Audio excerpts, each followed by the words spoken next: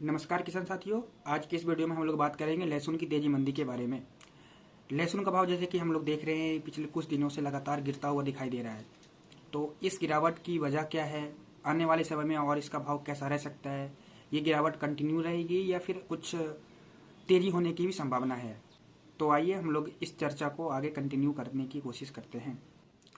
देखिए अभी क्या हुआ है, मध्य प्रदेश में नई फसल आ चुकी है और कुछ ही दिनों बाद राजस्थान और गुजरात की मंडियों में उसकी नई फसल देखने को मिलेगी, जिस कारण आवक की बढ़ने की संभावना पूरी पूरी लगाई जा रही है।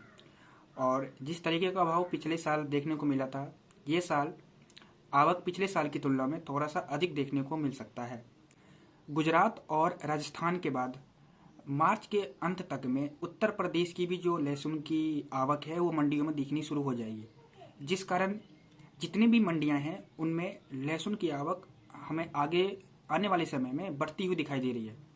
तो जैसे ही आवक बढ़ेगा मार्केट में प्रेशर बनता हुआ जरूर दिखाई देगा, और वो जो कि अभी दिख भी रहा है मंडियों में। अगर मंडियों की हम बात करें, मंडियों को जाके देखें तो उसमें आवक के प्रेशर के कारण ही भाव रोज कुछ ना कुछ नीचे की तरफ जाता हुआ दिखाई हमें दे रही है।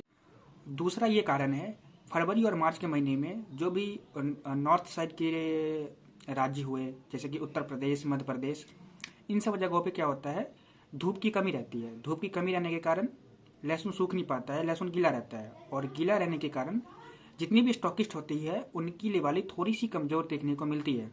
तो जिस तरीके की आवक आ रही है और स्टॉकिस्ट की लेवाली फिलहाल 2 महीने तक थोड़ी सी धीमी रहेगी, उस वजह से मार्केट में जो डिमांड बननी चाहिए उस तरीके की डिमांड अभी देखने को हमें नहीं मिली।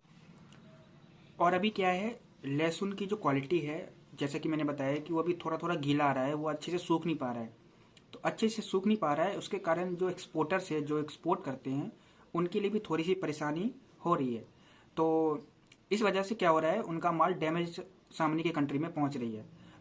और लहसुन डैमेज होने के कारण, गीला होने के कारण जो भी एक्सपोर्टर्स हैं वो अपनी खरीदारी थोड़ी कम कर रही है, और स्टॉकिस्ट की लेवाली भी थोड़ी सी कमज़ोर है, एक्सपोर्टर्स की लेवाली थोड़ी कमज़ोर है, मंडियों में आवक लगातार बढ़ता हुआ दिख रहा है। तो इन सभी कारणों की वजह से मार्केट में अगले कुछ दिनों तक ऐसी गिरावट जारी रह सकती है। देखिए लहसुन का जो निर्यात होता है वो भारत से बहुत ही कम मात्रा में किया जाता है, क्योंकि जितने भी कंट्रीज हैं वो चाइना के लहसुन को ज़्यादा प्रीफर करते हैं। यहाँ तक कि इंडिया में खुद चाइना का लहसुन इंपोर्ट किया जाता है। तो फिलहाल इंडिया में जितने भी किसान हुए या फिर जितने भी एक्सपोर्टर्स और ट्रेडर्स हुए, वो सब क्वालिटी को लेकर और आवक को लेकर थोड़े से परेशान हैं, जिस वजह से मार्केट में लिवाली बहुत ही कमज़ोर देखने को मिल रही है। और इसी लिवाली कमज़ोर की वजह से मार्केट में गिरावट का माहौल बना हुआ है। अब बात करते हैं ये गिरावट कब तक बनी रह सकती है और भाव में हमें वापस से उछाल देखने को कब मिल सकती है।